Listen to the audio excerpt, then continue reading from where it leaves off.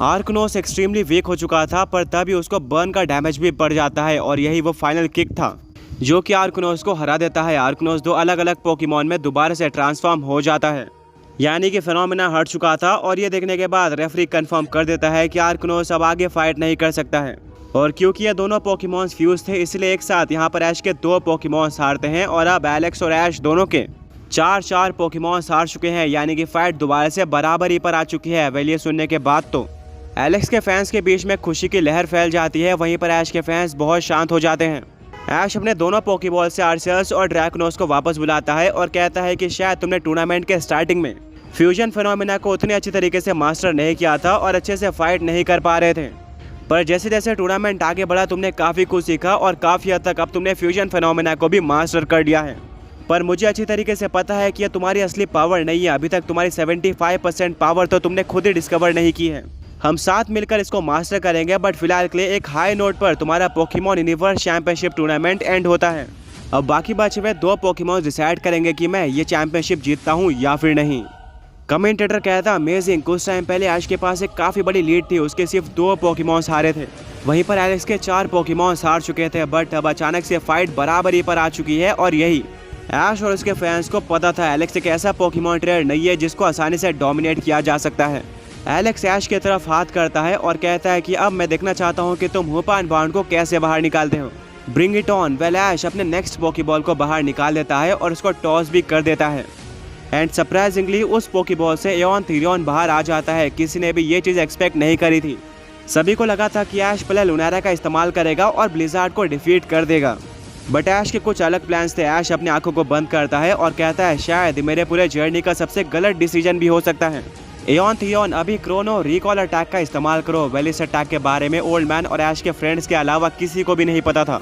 पूरा का पूरा वेदर चेंज हो जाता है और काफ़ी तेज़ हवाएं चलना स्टार्ट हो जाती है। एलेक्स और ब्लिजार्ड भी काफ़ी शॉक्ड होते हैं।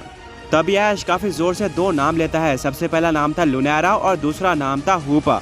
एओन थीरियन की बॉडी ग्लो होना स्टार्ट हो जाती है और तभी हमें देखने को मिलता है स्क्रीन पर जहाँ पर ऐश का लुनारा ऐश के 3rd पोकेमॉन की तरह डिस्प्ले हो रहा था, वो ब्लैंक हो जाता है और फिर वहाँ पर हूपा का शिलॉट आ जाता है। एलेक्स कहता है ये क्या, ये कैसे पॉसिबल है, ये तो पूरी तरह से अनफेयर है। एंड आखिर एओन थीरियन को ऐसा कोई मूव कैसे आ सकता है। ऐश कहता है कि अगर किसी पोकेमॉन को एक अटैक आता है तो वो कैसे अनफेयर हो सकता है।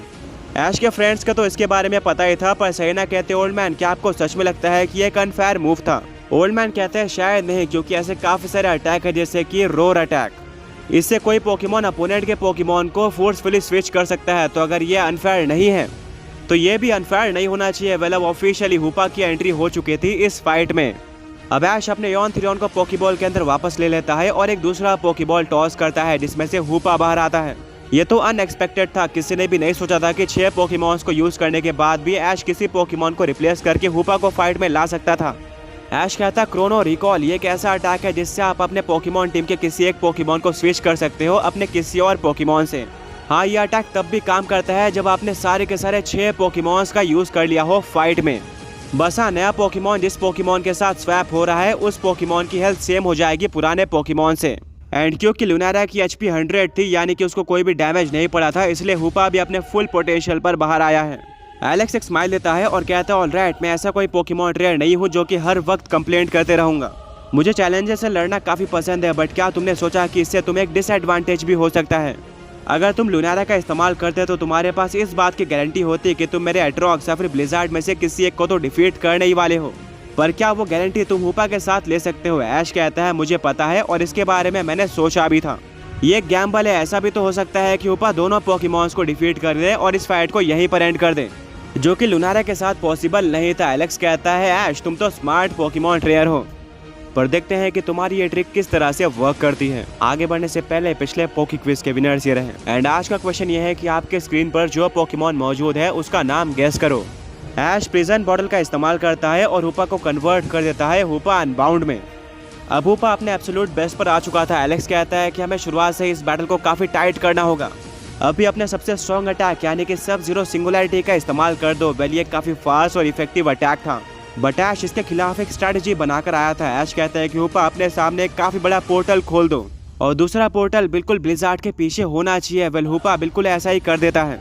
ब्लिजार्ड का अटैक बहुत ही स्ट्रॉन्ग होता है, वो कुछ ही मिली सेकेंड्स के अंदर एक बीम को फायर कर देता है, पर ट्रेनिंग करते हुए ओल्ड मैन ने हुपा को पोर्टल काफी फास्ट बनाने की ट्रेनिंग दी थी, जिससे वो पोर्टल को क्रिएट कर देता है एंड सब जीरो सिंगुलैरिटी अटैक उसी पोर्टल के अंदर चले जाता है। बट सही टाइम पर हुपा दूसरे पोर्टल को क्रिएट नहीं कर पाता, जिससे यह अटैक जाया चले जाता है। यानी कि इससे ना ही हुपा अनबाउंड को कोई डैमेज पड़ता है और ना ही ब्लिज़ार्ड को कोई इफेक्ट पड़ता है। एलेक्स बोलता है ब्लिज़ार्ड हमें हुपा अनबाउंड को टाइम ही नहीं देना है पोकेमॉन्स को समन करने का, अभी इस्तेमाल करो कॉस्मिक परमाफ्रॉस्ट का।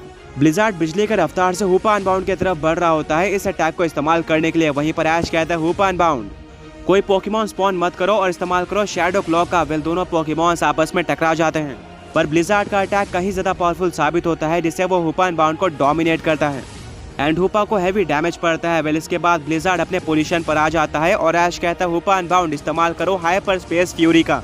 हाँ, वही अटैक जो कि हुपा अनबाउंड की पहचान थी। वो इसी तरह से एक पोर्टल क्रिएट करता है और काफी सारे पोकेमॉन्स को स्पॉन कर देता है, जिसमें एरोड्रेक, ड्रैकनोस, आर्सियस और इवन रिक्वाज़र जैसे पोकेमॉन्स भी मौजूद होते हैं। और ये सारे पोकेमॉन्स एक साथ ब्लिज़ार्ड के ऊपर हमला करना स्टार्ट कर देते हैं। ब्रॉक कहता है शायद यहीं पर ब्लिज़ार्ड का एंड होना चाहिए।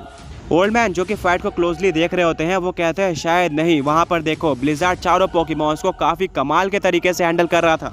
मिस्टी कहते हैं इम्पॉसिबल, ये तो ऐश के 4 सबसे स्ट्रॉन्ग पोकेमॉन्स की लिस्ट में आते हैं, तो ब्लिज़ार्ड इनको इतने इजीली कैसे हैंडल कर रहा है।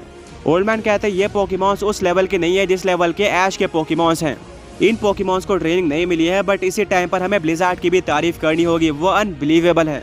अगर मैं यहाँ पर एक्लिप्सर एक्स को भी इमेजिन करता तो भी इन 4 पोकेमॉन्स को मैनेज करने में उसको डिफिकल्टी आ रही होती, पर शायद ब्लिज़ार्ड पूरे फॉर्म में आ चुका है और अब ऐश के लिए यहाँ पर ब्लिज़ार्ड को डिफीट करना काफी डिफिकल्ट होने वाला है।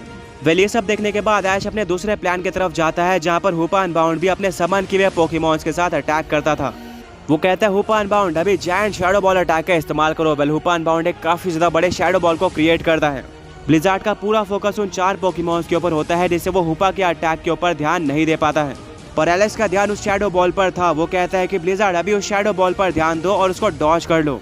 ब्लिज़ार्ड की स्पीड काफी ज्यादा थी, वो जल्दी से एक्ट करता है और उस शैडो बॉल को डॉज कर लेता है, पर यहाँ पर 4 पोकेमॉन्स को मौका मिल जाता है ब्लिज़ार्ड के ऊपर भारी पड़ने का। एरोड्रेक ड्रैगन पल्स का इस्तेमाल करता है, रेक्वाज़ा इस्तेमाल करता है ड्रैगन एसेंट का, आर्सियस एक्सट्रीम स्पीड का इस्तेमाल करता है, वहीं पर ड्रैकनोस इस्तेमाल करता है फ्लेम टेम्पेस्ट का। चारों अटैक एक साथ ब्लिज़ार्ड के ऊपर लग जाते हैं, जिससे एक बहुत बड़ा एक्सप्लोजन होता है और चारों तरफ धुआं फैल जाता है। इससे डेफिनेटली ब्लिज़ार्ड को डैमेज पड़ा होगा, पर उतना नहीं जितना सबने सोचा था। उस स्मोक के अंदर से ब्लिज़ार्ड की आंखें चमकती है और वो डायरेक्टली हमला करता है हुपा अनबाउंड पर काइनेटिक वॉइड अटैक के साथ। पर हुपा अनबाउंड भी रेडी था, वो इस्तेमाल करता है सिस्टमिक क्लॉ अटैक का।